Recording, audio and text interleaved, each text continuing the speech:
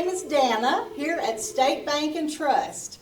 Thank you for the opportunity you've given us to serve you since 1907. Thank you for allowing us to serve you. This is Eric Simmons at Furniture Depot in Guin with furniture from Ashley, Serenity Sleep, $1 Million Rustic.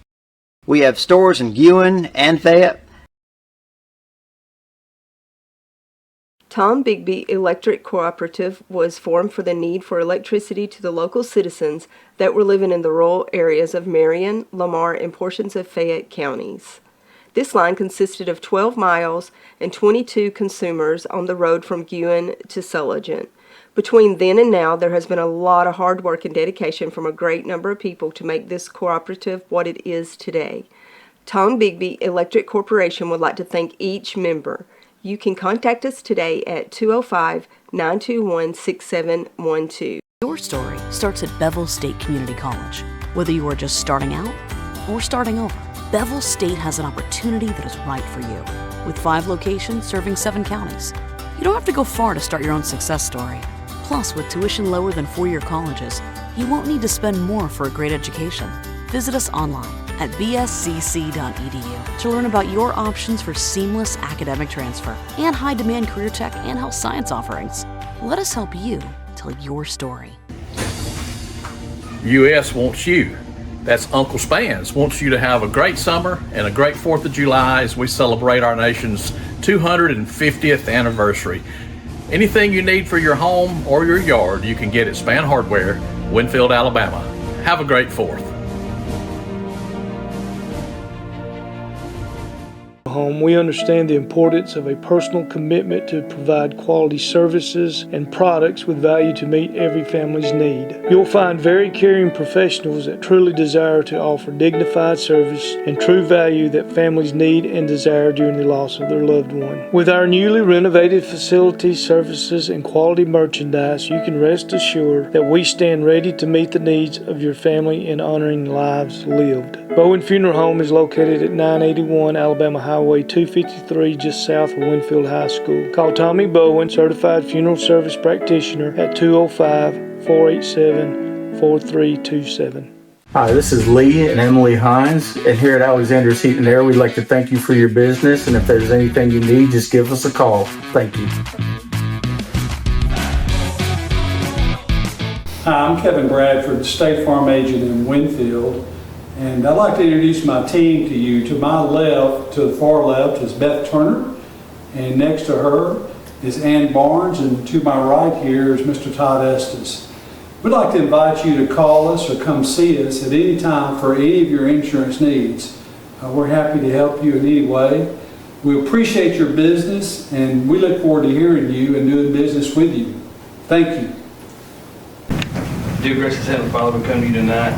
First, to give you praise, honor, and glory in everything you do, Father. Be with us tonight as we make decisions for the citizens of Winfield. Father, be with the teachers and the students as they begin, get ready to begin a new school year in the morning, Father. And we just thank you most for your Son, Jesus, dying on the cross for our sins. In his name we pray. Amen. Amen. I pledge allegiance to the flag of the United States of America and to the republic for which it stands, one nation, under God, indivisible, with liberty and justice for all.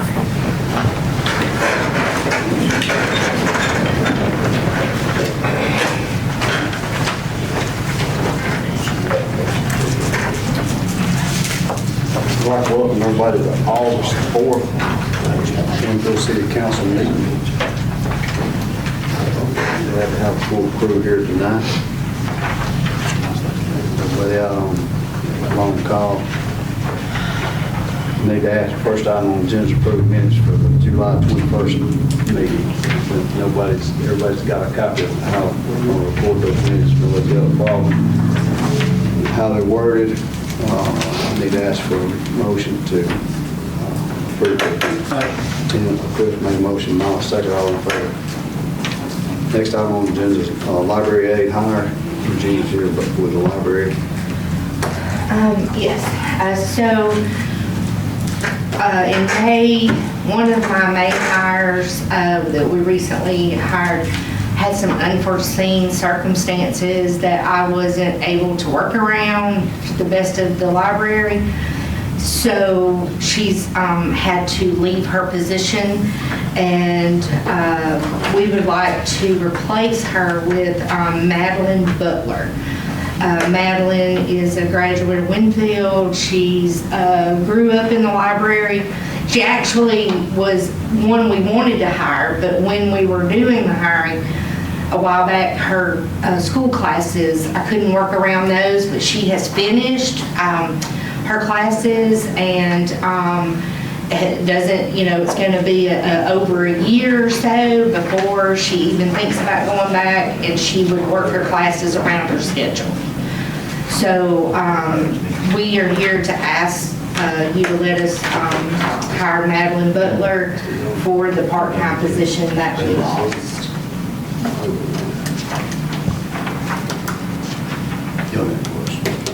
She lost part-time employee, needs to replace her with Madeline Butler. Her recommendation is wrong. Need to ask for a motion second. Let her play. Thank you guys so much. I appreciate it. Angie here. That's all her paperwork. She's ready to go. Next item on the agenda is SRO officer. Gary, you heard about the SRO officer. Steve. Yes, sir. We are requesting to hire Steve Thompson back as our SRO officer to keep our school system covered in a proper. So his only primary job will be the school? Correct. His primary job will be the school and the school only. So that's where he's been the last, how long? 2 years. Almost 3 years. Almost 3 years. So, got any comments or questions? Anything about this? You got all that worked out for us I believe so, yeah. And just for everybody's understanding, he has been SRO for 2.5, 3 years roughly. Yeah, since 24.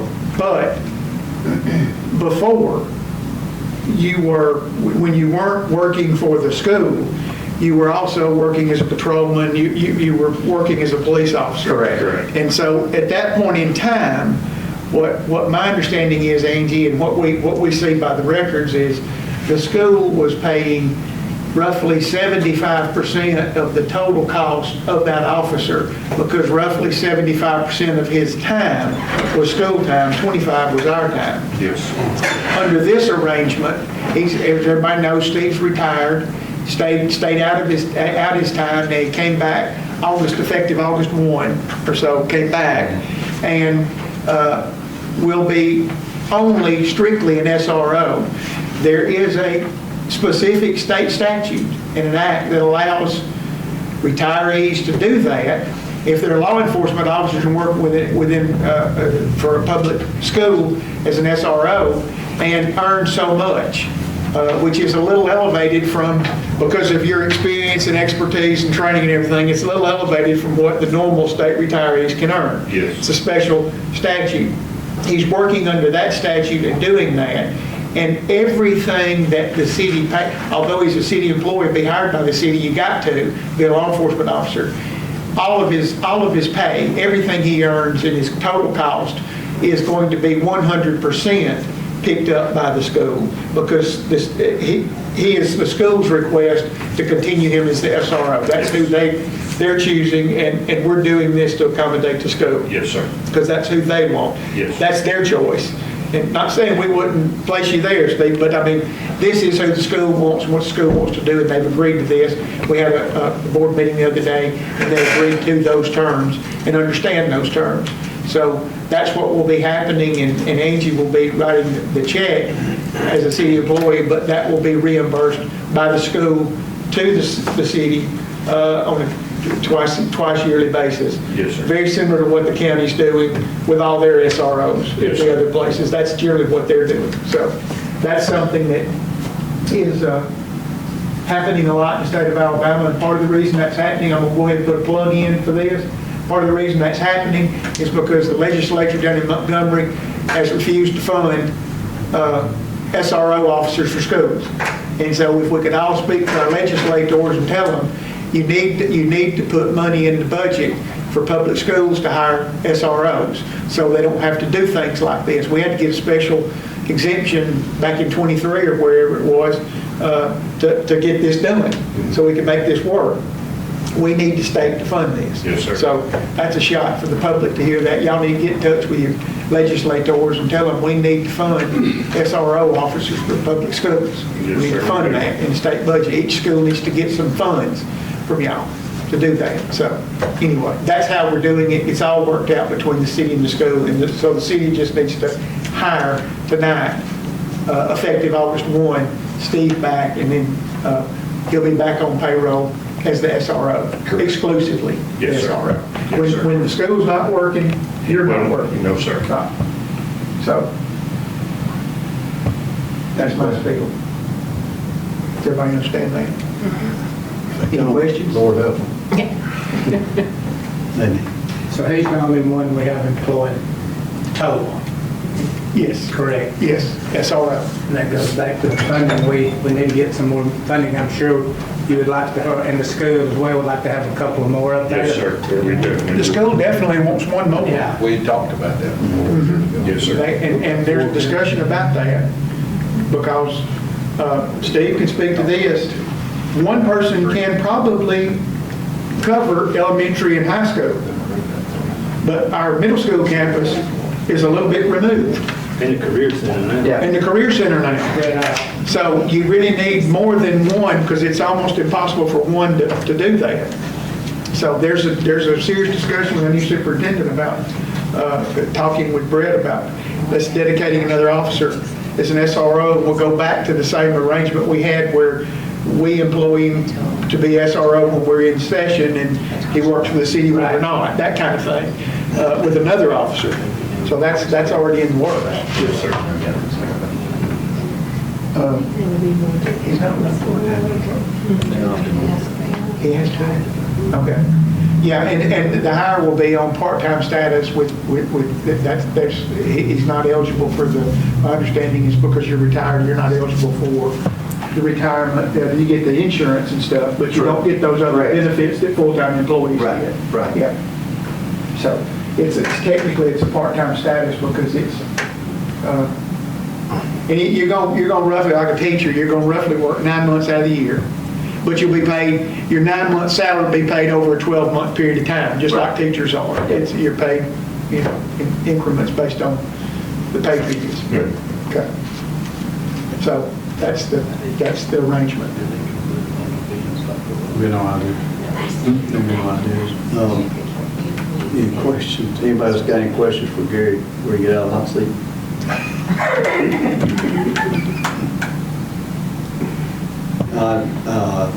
I need to ask for a motion and based on the recommendation to hire him full-time based on the explanation that Todd gave for SRO ship to school, part-time, which will be reversed for him. It's part-time. Yeah, it's part-time. Okay. We got a motion from Chris and second by Mile on favor. Thank you, Gary. Thank you. Thank you. Steve.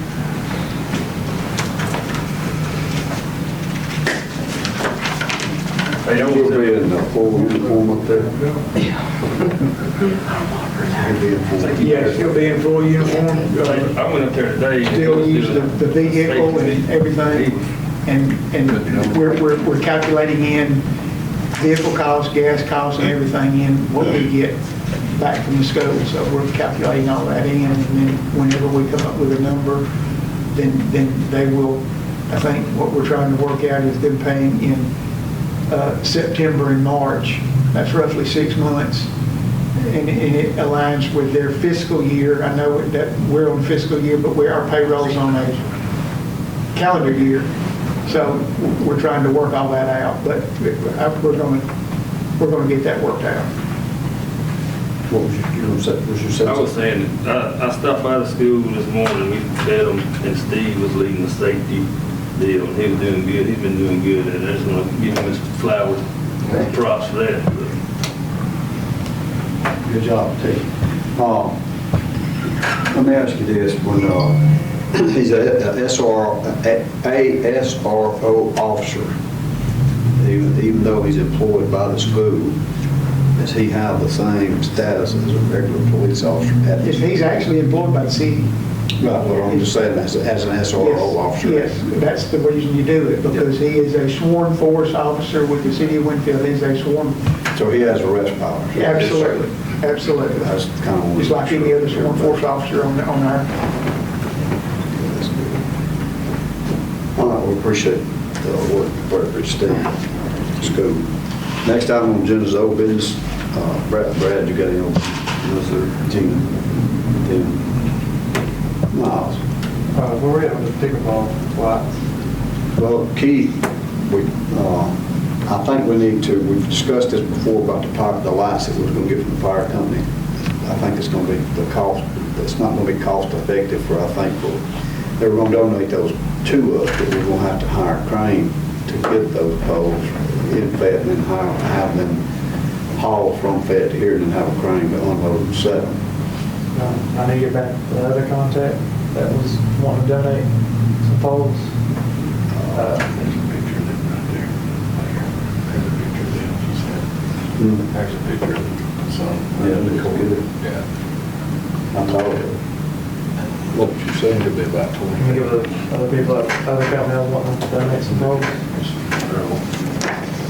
What size was they? How many were they? Means they want us to bid, I think. Oh, wooden poles. Or they's gonna, not metal, that's gonna build.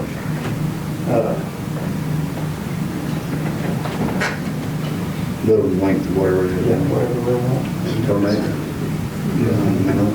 And for, yes, I don't think we need, if we got somebody that's willing to do that, I don't think we need to trouble what it costs to set those down. But if they metal, I think we can actually get those, we can do it with concrete and fill it and set those on properly. Since I think we need to do that with the water problem that we have down there.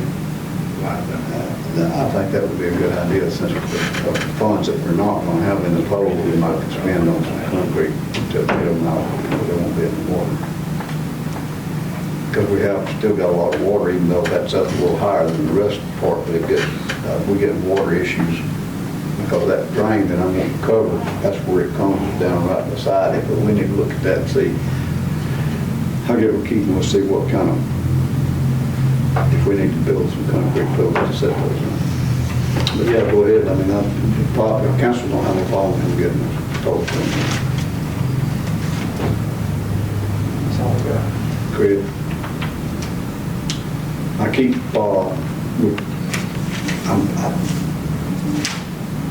I feel like it's an ongoing thing about this paving. I mean, we've got him with Luke, and we've had several conversations with the council. I've had several conversations with Luke. I mean, Angie's see what I see that's coming from the grant people, and the ball's not in our court right now. We've done everything that we're supposed to do for us, and grants and everything for us. Paving project over at the housing authority, all those streets in there, we're waiting for that bid.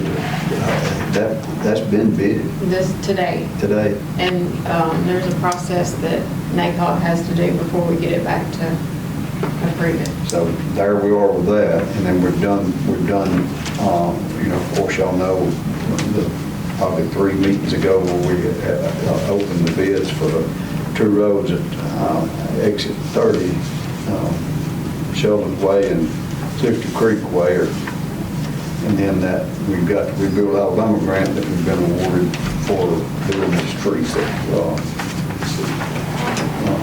$600-something worth of 4.2 or 3 miles. So what I'm feeling like, it's all going to probably be done at the same time, probably done within the month of, latter part of this month, the first part of September. That's what I'm hoping for, but I'm kind of glad that they haven't been going on with all this rain. I really wish to be dry when we start doing it. So if anybody asks you, tell them that has not been, none of that's been said we're going to do, not going to do. It's just we're waiting on the engineers and grants, writers and different things help make those possible. It's nothing that we're holding back on. We're ready to do it. I'm trying to think what else.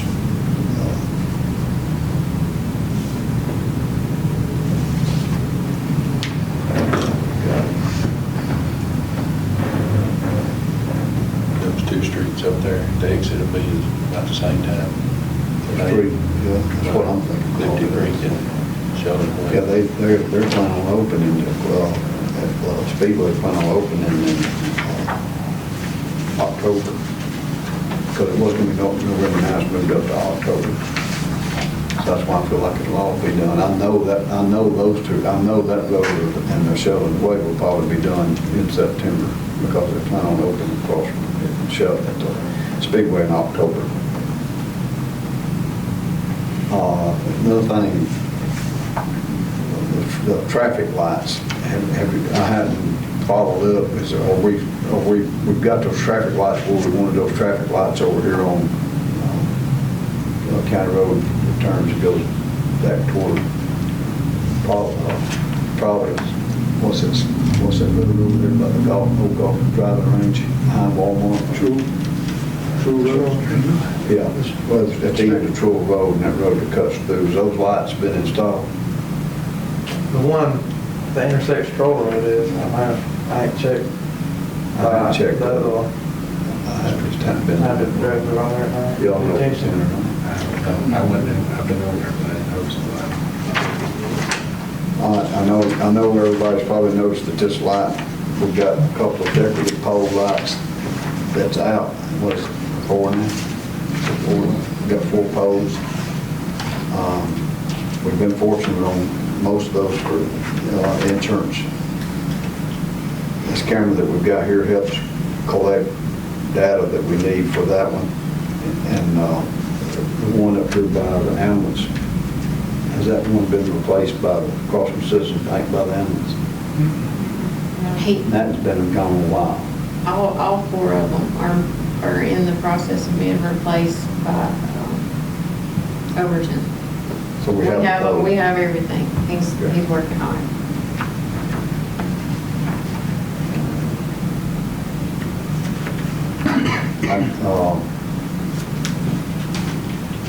I'm still working on getting a bid on this Red Oak Drive for that header, concrete headers on that, end of that, before they do the paving.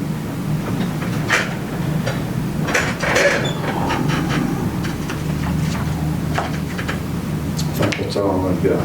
Nobody else has got nothing more. Next item on the agenda is approval of accounts payable. If anybody's not got any question about the bill we want to pay, I need to ask a motion to pay the bills. Yeah, I got a question. What is page number 4? Kirkwood Street, Echo Alleyway? That we had a house fire down there. Yeah. And that's an alley, actually, a city owns that alley that's in between the barn house and that brick house. So we took those trees down because they all died from the fire, so we had to put them. Yeah, that's, the landowner, probably 8 months ago, a year ago, done a lot of trimming on it, but he done all he could do, try to keep them off his house. The limb was over, so I got with Todd and I felt like we need to go and take those trees down since it's on the city. That is been vacated at this point. And we can find, that's the only thing ahead. That's all right. Mom made a motion. Mom made a motion, Tim second, all in favor.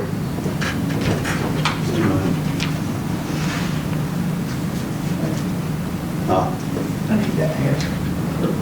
Just a brief executive session to discuss a potential legal matter. Okay. It's just recently come up, and I just need to. It's in the last 5 minutes, probably. I got reminded of it today.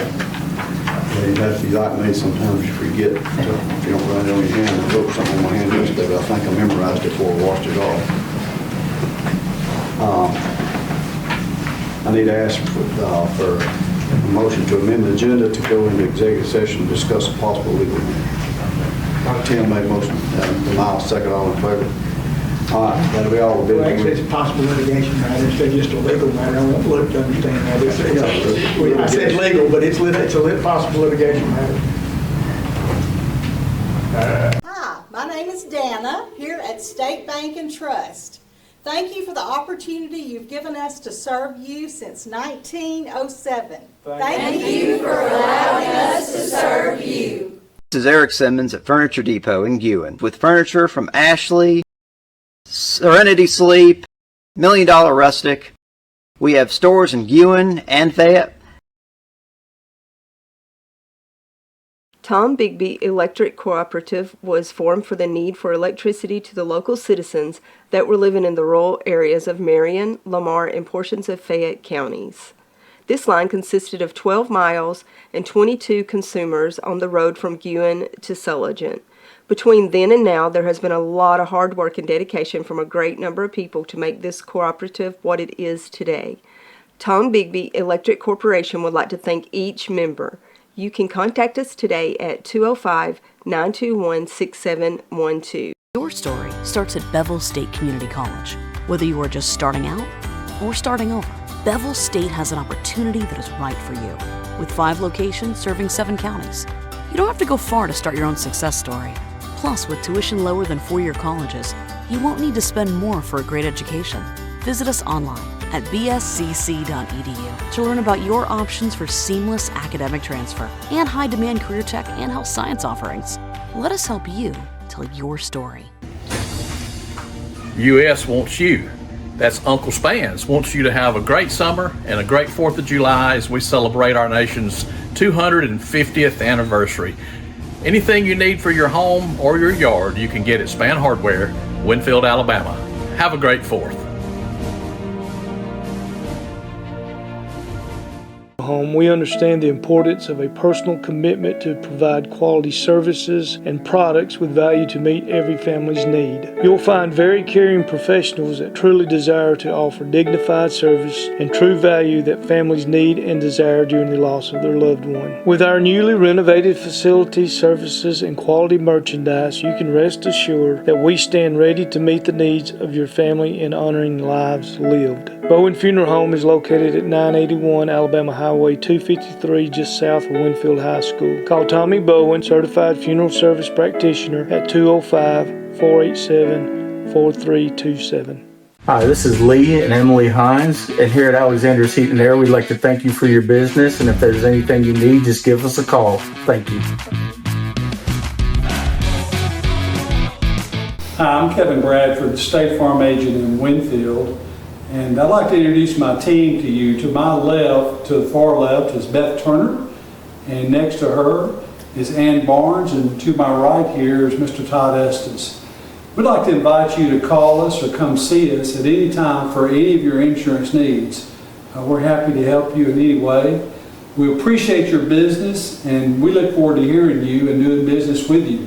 Thank you.